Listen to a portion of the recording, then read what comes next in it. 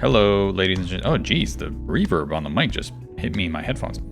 Anyway, yeah, welcome back to another old school TMP, this time featuring one of the most entertaining players in fighting games and in the Tekken scene, and just overall a good guy in the FGC and really fun to watch. Pokchop, Mr. Pokchop himself, Mr. Atlanta. And yeah, this was a discussion back in June of 2020 where I had Pokchop on to talk everything Tekken, mostly Tekken. We talked a little bit about his history with Marvel and how he fares with the new age of Tekken, the new age of fighting games, really. And it was just a fun conversation. We talked about, of course, his trash talking. I remember back then I called it mental warfare because of the fact that I thought it was so well executed with the way he did it. But yeah, this podcast was about an hour long and overall just a fun chat with Pokechop. So hopefully you enjoy this one.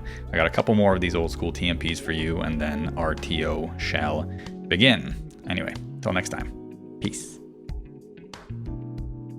First of all, I appreciate you coming on. This is great. No problem. How's your 2020 going so far? It's been crazy out there. Yeah, it's been really crazy out there.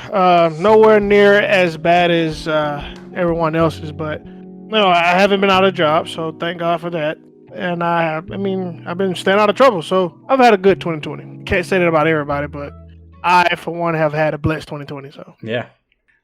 And before we get started, I just want to give a shout out to my buddy Commander Snowflake, because he, I don't know if you know this, you probably don't remember because you meet a lot of people at tournament. But yeah, I mean a lot of people at tournament. Last year at Combo Breaker 2019, my buddy, he went 0-2, and then he was kind of bummed, and then he met you, and you guys exchanged highs or whatever, and that made his whole day. So just shout outs to Snowflake, because that really made his Combo Breaker. Okay, I'm glad I brought some kind of light to someone's bad day. Yeah. That's happened to me before. It's happened to me before, and that's not a good feeling, man. Right. That's not a good feeling. Yeah. Well, it's the environment for those tournaments that really make it so fun. So he enjoyed the experience. Yeah. So I obviously know you from just being around the Tekken scene for a little while. So I've seen your name obviously on streams and around the scene for a long time. But before we even get to that, I'm just wondering, since you have been around the FGC for a long time, what are some other games that you're kind of known for, or like how'd you get started in the FGC? Let's see. I want to say I probably was known more for Marvel 2 back in the day than for Tekken, only because I was an ATM machine to a lot of people. So, but yeah, I was known in Marvel 2, Marvel 2 days. Of course, I played Street Fighter. Street Fighter 4 was my first competitive Street Fighter. I mean, I played all of the rest of them. You know, I've been playing Street Fighter since Street Fighter 2 on Super Nintendo. So, but my first competitive Street Fighter was Street Fighter 4, and I've been competing in Tekken since Tekken 4. So I've been in. Not almost 20 years, but almost close. I say probably about 18. I've been in the scene for about 18 years. So wow, yeah. I just spoke recently to Mike Z, and he's a big Marvel 2 historian. He talked a lot about that game. Mike Z. That sounds familiar. That name sounds familiar.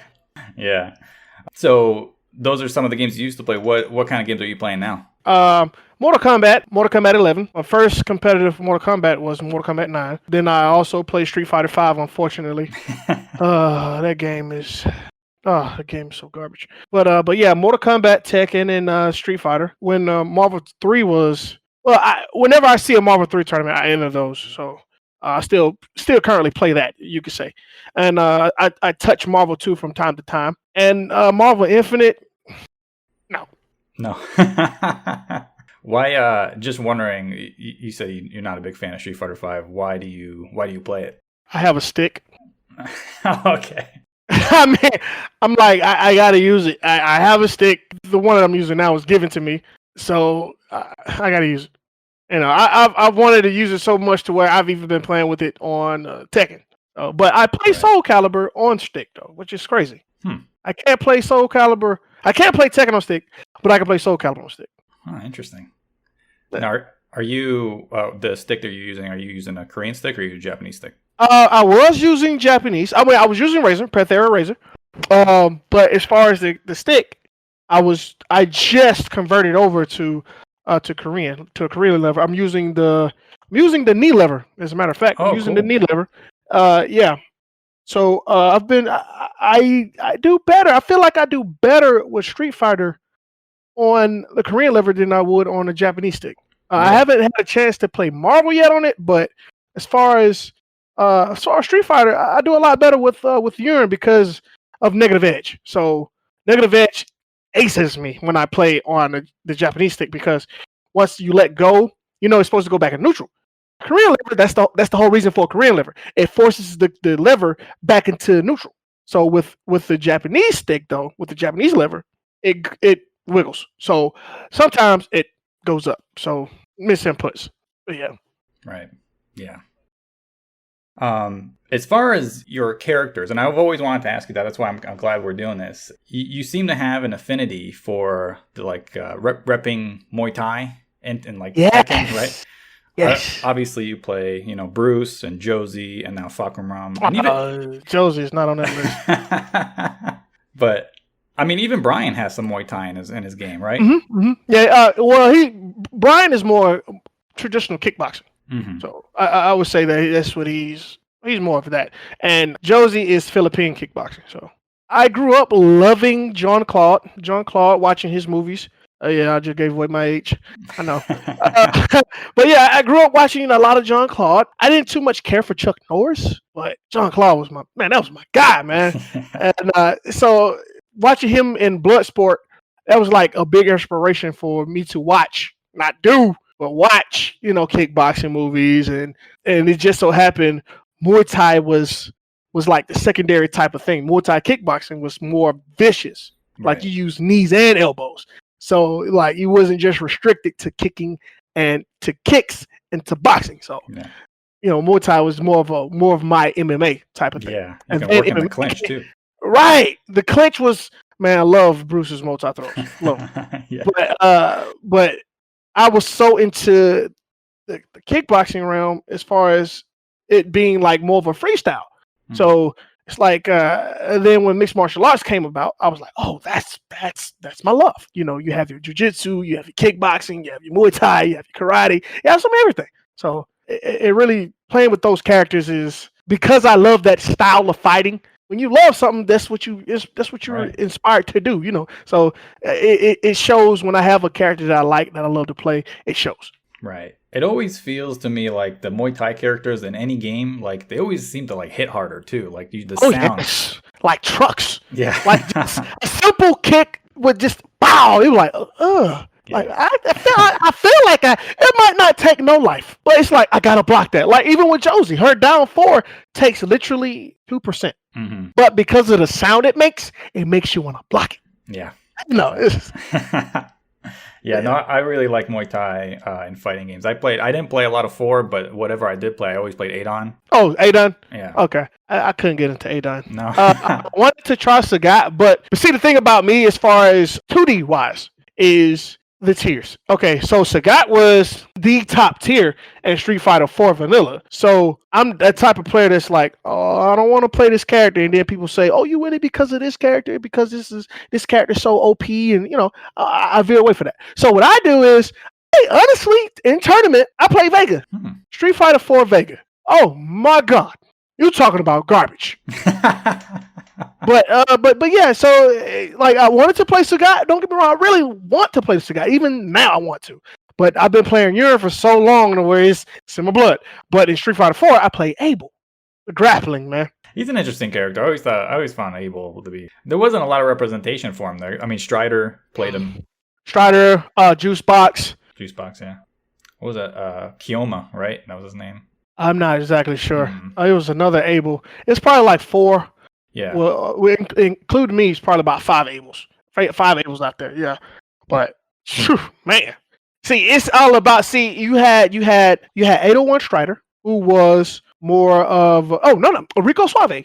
Oh yeah, Rico Suave. Rico Suave. So 801 Strider was like the mixture of Rico Suave, Patience, and me, Rushdown.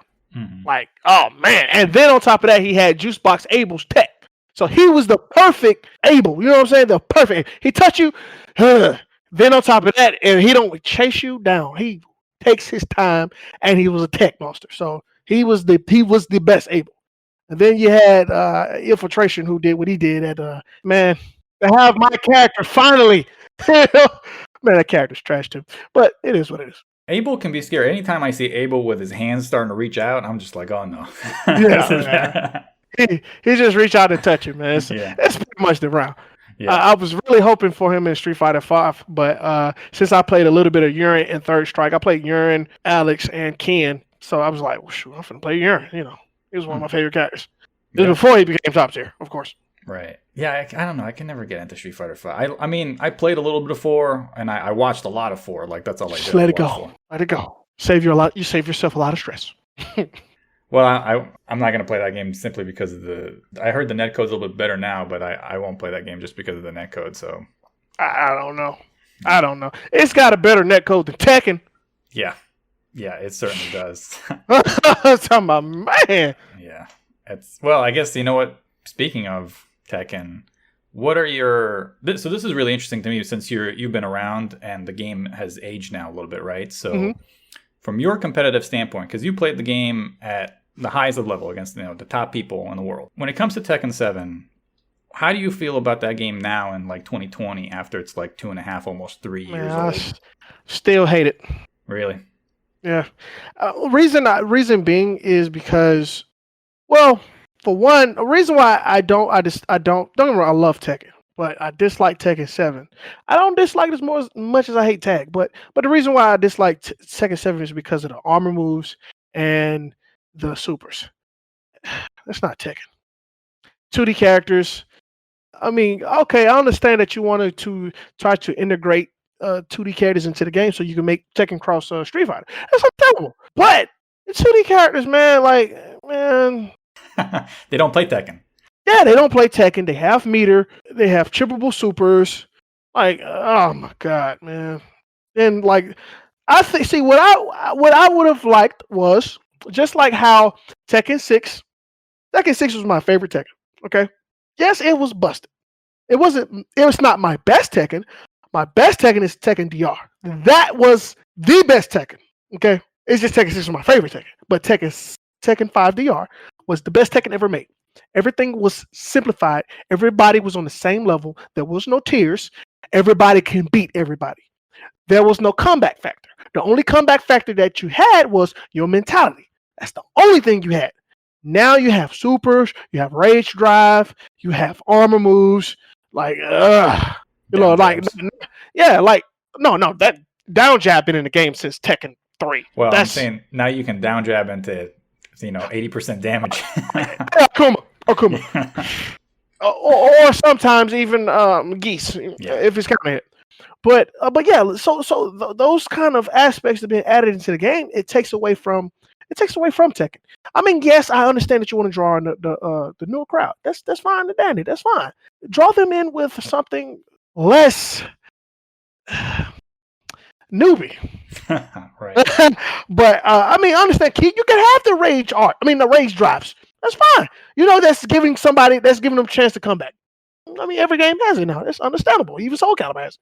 It's understandable. But having armor, so now it's like your comeback factor has been taken away because now all the person's going to do now is, oh, I'm up on life. All I'm going to do this armor move. I don't know what you're going to do, so I'm just going to do this armor move. Hope you swing, what you are going to swing, because now you're about to die, and I hit you with armor move. I'm good. I lost a little bit of life, but I had enough life to survive it. So, but you did, and I hate the armors, hate the rage arts, because now it's like people thrive off rage arts. Yeah. This is not speaking from online. I don't care about online. Online is going to be online. That's not my realm. My realm is offline tournament style. That's me. But now people are like, oh, let me just let you do this, and I'm gonna super right here. Or I know you're gonna come up to me and rush me down because you already putting a lot of pressure on me. I'm gonna wake up super, and it's gonna work, and it's gonna kill you. It's gonna take 70% of your life bar. That's crazy. I make one mistake, and I die. That's unfair. Just like in Tekken Tag 2. Tekken Tag 2, you made one mistake. You had character combos, teams whose combos will literally kill you with one hit. Yeah. It's not Tekken, it's like Marvel. It's not Tekken. Exactly. I like Marvel. Guess what? I play it. I don't want to play it when I play in 3D, but I mean, Saint made a name for himself when the game first came out to just rage art. I got hit with a bunch of them from Saint. Saint stole a whole match off of me at SoCal Regionals 2 years ago. You talking about salty? Yeah, I'd be too. So I would assume that as far as actually, before we even get to that, is there like a specific season that you like most in Tekken 7? I know you said you're not a huge fan of how the game has transitioned from. I honestly can't even answer that question because I see all of them as the same. Really? Yeah. Don't get me wrong. I would say probably season 3 would be a little bit more better for me. Because of Fakurama? Well, not that. Because of what they tried to buff Negan. They tried to, but he's unbuffable. He's unbuffable right now because he doesn't have the tools to stop characters from sidestepping. They made him too linear. Now Rom, on the other hand, I mean, I love the character. Love the character. Yeah. So. Yeah, he's been terrifying. And the thing I'm trying to get people to understand is, yes, he is terrifying, but he is a traditional 50-50 character. Meaning, if I go for this launcher and I miss this launcher, you can launch me back. That's only fair. That is a fair character. Yes, he is strong, but he's also fair. If I go for a low, most of the cast can launch me for doing a low, a simple low. That's fair. Bruce was the same way. Yes, Bruce had a lot of handicaps, but I mean, he just had to overcome it. You had to play Tekken with those characters. Rom ain't so much of a Tekken type of thing you can just swing, but people are starting to figure him out, and Yeah, he's not. I wouldn't say he's terrifying in the same vein as like what Leroy was. Oh my God. But Leroy's still terrifying. Yeah. He's I think Rom is closer like to, he scares me as much as like if I see like a good Steve player, I'm like, I'm gonna get hit by this back one and it's gonna suck. Oh man, listen, how did you know? Like you knew exactly what I was fearing from Steve players. We have a Steve player here by the name 0-2. I get hit by every back one that he hits me with is always counter hit. It's the worst. I mean, the worst part about playing against Steve, I find sometimes, is that they're gonna have to use back one. It's like his best tool, and you still get hit by it, and it's counter every single time. It's the worst. It's the worst. I still rather fight Steve than fight like the stance characters like Xiao Yu or Zafina or like any of those honestly, small characters. I'd rather fight Xiao Yu than Steve. Really? Mm-hmm. I know the ins and outs of that character. So fighting her, if I get counter hit with her, it's like, okay, I got counter hit, I'm good. Steve hit you, man. See, Steve whole game is the wall game. Yeah. He take you to that wall. His 50-50s hurt. Yeah. And a lot of his pokes are just so annoying because it's like, I don't know how many times I've tried to, I'll block a low and I'll try to punish with like a wall standing 4 and I'm just like, I can't believe that's not punishable. Right. He's been good forever. I don't remember Steve never not being good in Tekken. He's been... That is true. 5.0, he was the best in the game. Tekken DR. Well, Tekken 5.1, we really didn't get a chance to play that game, but Tekken DR, he was still good. He was still viable. He was still useful. Mm-hmm. Then 6, you didn't see too much of him, but he was still a good character. Right. So you mentioned it a little bit earlier, but I share the same sentiment. I played it because it was the only thing that was Tekken related until Revolution came out, but I didn't like Tag 2 when that was out. Could you explain to people who are listening to this who maybe have joined Tekken with 7 and have never played Tag 2 to understand what some of us are talking about when we're just like, man... Tag 2 was all about... It didn't really have Tekken fundamental. I mean, it had Tekken fundamentals, don't get me wrong. But it was all about who gets the first launcher. I get the first launcher, your whole team is dead. And that's what it literally was all about. Like there was no reason to duck because every character had a launcher. The tag out combos was, oh man, that was a horrible Tekken. It wasn't the worst. 4 was the worst. 4. But 4 was the worst. But I forgot Steve was in that game. Steve was actually good in 4. Yeah, man. Tag was a bad game. Like it was the first. It was the done of the newbie Tekken. I touch you, you die. That's what it was. So I would assume if you had your pick as far as maybe going for season 4 or going for another game, you would probably pick a different game. if Bandai Namco decided to do I something. wouldn't be mad at all if they come on out with the Tekken 8 or even a Tekken Tag 3. I wouldn't be mad at all because this Tekken is pretty much it's ruined, honestly, for me because the 2D, the armor, the supers, I'm over it. I'm over it. So if let's say Harada comes to you and he's like, okay, I'm making a new game. You get to decide. Is it Tekken 8, Tag 3, cross Street Fighter, SNK, cross whatever? Let's see how many Tekkens we've had since Tag. Oh no, this is the new Tekkens. Oh, yeah, so yeah, they have to have another. They have to have another number. So Tekken 8. Tekken 8. Yeah, have to because every Tekken there's. I mean, first there was 3 Tekkens. Tekken Tag 1. Then there was 3 Tekkens and Tekken Tag 2. I mean, truthfully, it was 3 Tekkens. I mean, Tekken 5.0, Tekken DR, Tekken 6. Well, Tekken Right. 6 BR. Yeah, I wouldn't be opposed to a Tag 3, but not if it's similar to Tag 2. Yeah, definitely. Definitely not. Yeah, and the cross games, who knows what's going to happen. I mean, Tekken 7 is practically a cross title in itself, so. Yeah. So the other thing that came with Tekken 7, right, was the Tekken World Tour. Since you've been traveling for a long time, even before Tekken World Tour, how has the sort of the esports movement with Tekken World Tour and all these circuits going around, has that changed your tournament experience at all? Well, the Tekken World Tour, honestly, on my opinion, it made me mad because MLG had made a standard to where 3D was 3 out of 5. And once Tekken World Tour started happening, it changed it back to 2 out of 3, which had been out. I mean, we've had Tekken for 3 out of 5 for so many years, for probably a decade, maybe a little bit over a decade. We were playing 3 out of 5, and then to take it back down to 2 out of 3 was like now anybody can win. Like anybody can get scrubbed out for 2 games. Especially with Rage Arts. Happens. Right, with Rage Arts, with Rage Drives, with armor moves, that can happen.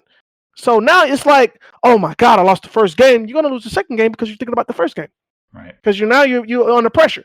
If you lose the first game in the 3 out of 5, you're like, oh, I lost the first game. I'm all right. I got 2 more. Let me just work on those a little bit of things that I did wrong. You have a chance to come back. That's how that separated the top players from the not so good players. Separate us. Now we're here. I mean, that took away from the learning curve. And that's what I hate. They're taking away the learning curve. Make these new generation of players go through the same thing that we went through. Right. That makes them better players. So now when you make other games, when you make other Tekkens, that legacy game knowledge that they have will carry on to the next one. That's why a lot of the top players, I'm not going to say top players. A lot of the old school players, that's why they do so good at the beginning of the game because, I mean, they already know everything. Legacy. Yeah, they were relying on legacy and knowledge. So, but then the new school, they get here, they learn 1 or 2 things. Oh, let me just use this.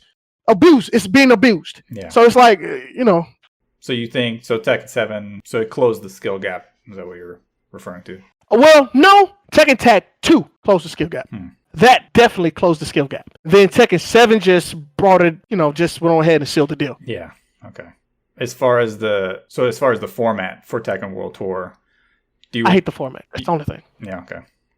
The way it's constructed now, right? We have a bunch of these. Obviously, not now because everything was closed down, pandemic. But back before the pandemic, they would do just a bunch of the major tournaments, right? So they would pick major hubs and then do the big tournaments there, and then also we have the dojos. Do you like the fact that there's like I forget what they're called, like master and ranking tournaments, or would you rather just see like more variety in the tournaments? Maybe throw a team tournament in there, or love team tournaments. I think there should be. Strong Style was already doing it, but I think there should be a Tekken World Tour for team tournaments, like 3-on-3s. Make it interesting. Make it 3-on-3 instead of 2-on-2. Like Tekken Crash. Yeah, right. Exactly. They need to make something like that. Yeah, we don't have a lot of team tournaments. It doesn't seem like. I mean, Strong Style you mentioned, that's really the only one. But I mean, that's not the only one. That's not like a yearly thing, depending on if Bronson wants to. Right. It depends on how Bronson feels. That's understandable. Yeah, that makes sense. Speaking of team tournaments, so you were a part of the ELeague, right? The Team Takedown. That was 2018, right? It was 2018. Mm-hmm. Yeah. So I guess for anybody that's listening, so Team Takedown was 5 players per group, and was it 4 groups? I don't remember exactly. Yeah, it was 4 groups. 4 groups. It was 20 players. 20 players, and that was in your neck of the woods. That was in Atlanta, right? Yes, sir.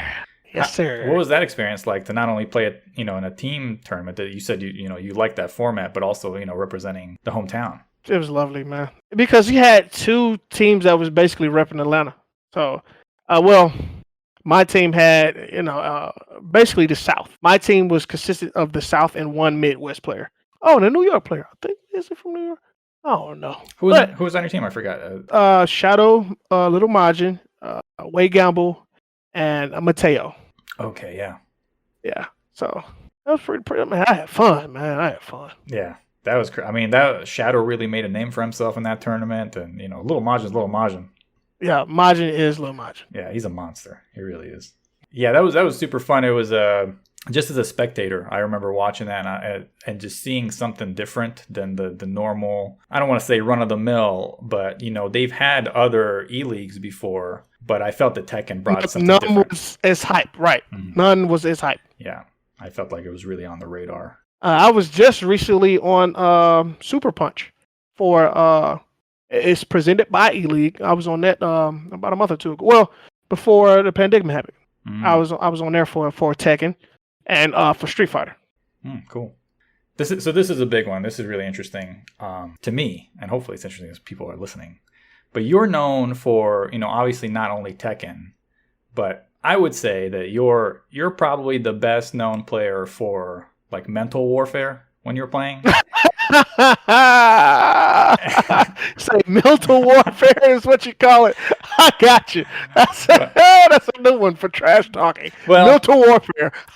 Well, I would say that. So the reason why I call it mental warfare because trash talking is a part of it, but especially in the FGC, especially here in the US, right? Like we have a bunch of trash talkers. But the thing is with trash talking is you have to also be good and then be good at trash talking. And that's really mental warfare. You have a lot of people that trash talk, but they're just not very good at the game. Or they don't have results.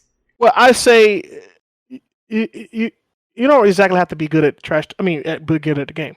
That's not what comes first. What comes first is be good at trash talking and not making it personal. Mm-hmm. That takes a lot of restraint, and it actually takes skills to do because you can't say the same thing that you would say to one person to another. Right. So it's like certain things you just can't do. Like a lot of people say they call me an a-hole. Then they get to meet me and I'm like, this is totally different. Like he's a cool guy. Like every person that has said that and has met me, 100% of them have changed their opinion about me. Mm-hmm. Because they see that, he's not disrespectful at all. He's actually having fun and making you want to beat him and have fun while doing it. Mm-hmm. That's what it's all about. Tekken is a boring game. At a high level, I say this is the honest truth. Tekken is a boring game at high level. I'm trying to bring excitement to this game. Mm-hmm. And that's what I've set out to do. I set out to do that when I was 16 years old. And when I was 16, I wanted to be known for the best trash talker. I know I'm not good at Tekken. I feel like I'm decent. It's just my mental. It's just my mental. Like sometimes I don't break for some reason. Sometimes I don't break. And when I don't break, it's like I level up, I guess. Mm-hmm. I just play. I hone in on. I play off heart, so it's like I don't play off frames. I play off heart. I just feel what the opponent's going to do, and I do what I feel like is going to counter what they're going to do, and it works a lot of times. And that's how I scrub out wins. Now, notice I said scrub out wins. Yeah. Well, I don't know if you're a basketball fan, but my family's from Detroit, and we're big Pistons fans. And when I first watched you play Tekken, right, and obviously you're trying to rile up the other person. It reminded me a lot of Rasheed Wallace, where he also would trash talk on the court a lot, but he had a rule. He only talks about the other person's game. He'll never make it personal. Never make it personal. I never had anyone to look at to try to learn from. So everything I do is basically from scratch. So, but I also I treat people how I want to be treated. Listen, man, coming up in Atlanta in the gaming scene back in the day, oh my God, it was rough. You was talking about trash talk, man. You come in there, wouldn't even have known that I was in there. I'll be so quiet because how I'm getting talked to. But they always kept it in the game, and it made me it fed me to get better. It like I was eating all of that frustration, eating all of that rage, and I was like, you know what? I can't. I got you. When I beat you, you're gonna hear this when I beat you, and it's just so. That's what made me so good. That's how I got better by getting trashed and then just getting like the amount of garbage coming out of their mouth talking like, dog, you suck, just a whole 4 or 5 hours of that. You get tired of that. You're like, I gotta start winning. So it was a healthy thing. It made me want to get better, and that's what I try to do. I try to put that out there. It's a lot of people who play Tekken who I've actually inspired, who are top players, who talks trash with their friends, of course, but have also gotten better because of it. Like, oh, I want to hear this. I can't lose. I can't lose. If I lose, I'm gonna get popped off on. Right. I don't want that to happen to me. Yeah, especially in a fighting game because it's so personal. Oh man, it gets personal quick. Yeah. Now, what I'm wondering, is it premeditated, or will you take a look at who you're playing first to know whether or not you think trash talking will work against them? I don't even care whether it does or don't. Trash talking is for me, not for them. That's what's crazy. A lot of people think that I trash talk to get in the opponent's head. No, I do that to amp myself up. And it just so happened the opponent probably might hear it, and then it tears them down. I don't know why it does, because I'm not talking to them. Only when I'm mad. Now, when I'm mad, I'm talking to myself. And it just so happened people take it as trash talking, and they be like, "Oh, snap, he's trash talking. Oh, I gotta hear this." Then the opponent just, I guess I get in their head. I might do certain things, and then I'm in their head. And then I'm like, "Oh, I got him. I'm finna do this. I'm gonna do this now. Oh, you block that? Oh, block it again. But I'm talking to myself. I'm amping myself up to be better. Now, on the other hand, yes, I do talk trash. Real law. He knows the hard way. He knows the hard way of how I talk trash. But that's for fun, though. Like Fred, I've talked the multiple videos that's up online, like Fred Distance, what was that, Final Round, Real Law at the Final Round, and at Winter Brawl. And then you had Straw Hat Seiko, that was at TFC. That was for fun. Mm-hmm. But when I'm doing it in tournament, I'm very quiet in tournament. I'm very concentrated. If I start talking off, I start popping off, it's for myself, not for the opponent. Until now, after the match, that's different. Speaking of, you brought up Real Law. I don't know if you know this, but if you type in YouTube, No Round Brown, the first thing that comes up is you versus Real Law. 300 or some odd thousand views. I know. Yes. Now, what's the inception for No Round Brown? I don't think I've ever known the origin story for that. No Round Brown has been around before I became in the scene. Really? Uh-huh. It was for me, I believe. Well, different stories pop up for No Round Brown where it first came up. I was under the impression that No Round Brown came up in underground Atlanta, the arcades down there. But then there's some that say, hey, it came up at North DeKalb Mall at the arcade there. Wherever it came from one of those arcade scenes. I don't know, but I just remember the first time somebody came down there and said it to me. I was like, No Round Brown. That don't sound. I don't want that to happen to me. That's just something I don't want that to happen to me. But yeah, it was in the arcade, man. Back in the day, came from arcade for about. I say now before I became a competitor, it was in the arcades. Arcade scene, and so I say it's been around for at least 20 plus years. Wow. At least 20 plus. That's crazy because it seems like you're so synonymous with that phrase, like No Round Brown. If anybody says it, they think of Pokchop. That's got to feel kind of good. That feels good. It feels good. But the whole thing, I wanted people to think of the ATL scene, not me. The ATL scene when they hear that. Because that's where you always hear it. You heard it first you heard it first at Winter Brawl, right? But it was really known from Final Round, right. While people was in the ATL. Now, speaking of ATL, I'll see you on stream a lot, and you'll wear a shirt and it has like ATL Koreans on it. Oh yeah. That came up. That came about. I say Tekken Tag 2 days. We had a person. One of my friends here by the name of he go by CPU or ATL Monster. He was the best Steve in 5.0 in the US. I was playing one day. I was playing Anakin online one day, and me and him used to taking turns, and we both was beating Anakin. And it was like, man, we some Koreans. We're like, damn, man. I said, yeah, we some Koreans. We some ATL Koreans, And it just came about as a joke, and we took the joke, Shola took the ATL Korean and he made a logo for it, and it just, we ended up getting the shirts, and it just went from there. I mean, we never knew that it was going to blow up like that. It's a great shirt. It's a great looking shirt. Thank you. I remember I was watching a stream with my buddy, and he was like, "Why does the shirt say ATL Korean?" I was like, "I guess that's his crew." Yeah, that's the crew. It's only 4 of us. 4. It is me, Shola, Clint, and Big Boy. And we all have our Korean counterparts' names. So, like, for me, it was Mad Dog Chop. For Shola, it was Shodans after Kudans. Cool. For Clint, it was JD Clinar after, of course, JDCR. And then it was Big Boy was Big Moon Ace after Moon Ace. Cool. So, yeah. And now you're also part of Tekken House? What exactly is Tekken House? Oh, well, I'm not exactly a part of Tekken House. I'm an associate of Tekken House. Okay. I'm my own entity. Like ATL Koreans, that's Shola. He's his own entity. Then you have No Round Brown Clan, that is me. I'm my own entity. Then you have Tekken House Entertainment, that's their own entity. We're associates of.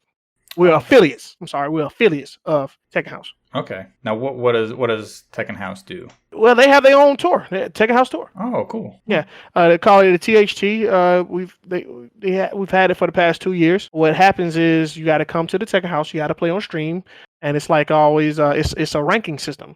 So like the green ranks, the black ranks, the red ranks. Green ranks will always play a first to 2. Mm-hmm. The black ranks will always play the first to 3. You get points. You can knock your opponent down to the previous rank. If you take enough points off of them, and then you have the red ranks, who are the upper echelon, and those are only 5, consist of 5 players. And when they battle, it's always the first to 5. Okay. And and then at the end of the year, they take the top 8, or is it top? Yeah, I think it was top 12. So you would take the top 12 of the ranking. So of course it would be all of the red ranks and 7 of the black ranks who made it, who has enough points to compete. And we have donors. We have people like Fistigat who's donated. We just have other people who we've had a matcherino, and everybody put it into the pot for the Tekken House tour for the finals, and just go from there. I mean, it really helped the ATL scene. Yeah. ATL is known for Tekken, has always been known for Tekken. It is the heart of Tekken in the US. And we've always had about 50 to 60 players, but now we have over 100. Yeah, sure. Now, I've seen you play like really long sets, like first to 25, first to 50. Do you find yourself enjoying longer sets than like the regular like 3 out of 5 or? Not necessarily. It's not for me. I mean, even though it looks like that, like me just bashing on their head, it's honestly not for me. It's for my opponent to get better, because we used to play, man. You're talking about crack out sessions, man. Like I go over to the East Point house, Tekken House, and at 5 in the afternoon, don't leave until 4 in the morning. Jeez. Like just cracking out, Tekken, nothing but Tekken. So the first to 25 is nothing. That's only 3-hour session. If you take it to the point of 24 to 25, it lasts about 2.5 to 3 hours. So what's going on right now is nothing compared to what's going on back in the day. I'm trying to keep that alive. I want these new school people to know you got to build your mentality of, man, this is a long set. Oh man, me playing a 3 out of 5, I'm like, that's it. Yeah. If I can build their mentality of, this is stressful, this is a drag, but I'm doing it, then when they're down in a 2 out of 3, 3 out of 5, it's nothing. They won't think about it. Right. They still will be there mentally. I want this ATL scene back to its glory days. ATL, we used to go to a tournament. We used to go to majors, 15 and 16 deep in the van, driving wherever, and people was scared because top 8 out of the top 8, there would be 3 to 5 players in top 8. Top 32, all 16 of us would make top 32. Wow. We would go to a tournament and dominate. That's how good the ATL Tekken scene was. We used to have 2 tier lists. We had A top 10. We used to have a B top 10. Our B list players were beating players like Crow, DJ Core, Neon X. We was demolishing Texas. Man, we was beating New York. Like, that's how we were. That's how good we were. We had to do that. And that was just 20 players. They're like, oh, you, let's go. 20, that's 16 players right there. Let's go. And we had to leave people behind. Like, man, the ATL scene was vicious. And I'm trying to get that. I'm trying to get that back. I'm trying to instill these younger guys the hunger that we had. I want to travel. I want to go here. Like now, what I do is I'm taking a lot of them under my wing. And when my sponsor have a tournament, gaming station, when he has a tournament in North Carolina, in Charlotte, I take them to that tournament. They go there and they get top 5, top 3 with me. And they're like, man, the next time we going, like I'm like, oh, you hungry? Keep that same energy. I need you to keep that same energy. So when we go to Orlando for CEO, when we go to TFC, when we go to Charlotte again, when we go to Raleigh, I want you to keep that same energy and let's go. Like I took some people to meet with TFC, some people from ATL. Man, wreck shop. Like I'm seeing it. What I'm doing is actually working. It's actually paying off. So I'm like, okay, cool. I just need to keep this going. That's why I call it Chops Dojo. I take them under my wing and I try to, come on, get on out there, get your butt kicked. Come on. Come on. Let me pat your back. It's going to be okay. I'm going to kick it some more when I get home. Okay. So. All right. Yeah. The offline scene, I think, is so important for building that. I don't think you can do that. Definitely. You can't do that online. Especially now with Tekken 7. Like you said, the netcode in Tekken 7. Hogwash. That's terrible.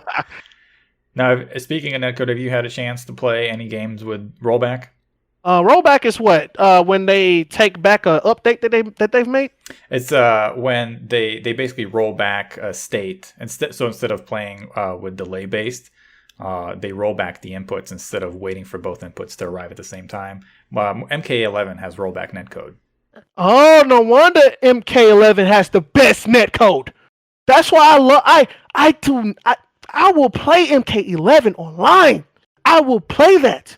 I actually learned a lot of things playing MK online, because I'm like, oh, I got a different variety of people that I could play right here. It's actually viable. I could do this.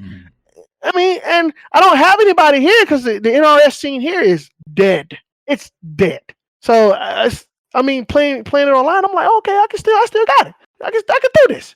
Tekken? No way. Yeah, it's been rough since it first came out. Especially when it had all that input lag right out of the gate. But then on top of the input lag, it has input lag built into the game, which makes it even worse. Yeah. Because Tekken 7's online is so... for me, it's unplayable. Like, it's so difficult for me to play online. And then really try to get better. Like, I can play and kind of have fun every now and again, but to try to get better, it's not a very good place to be. Yeah.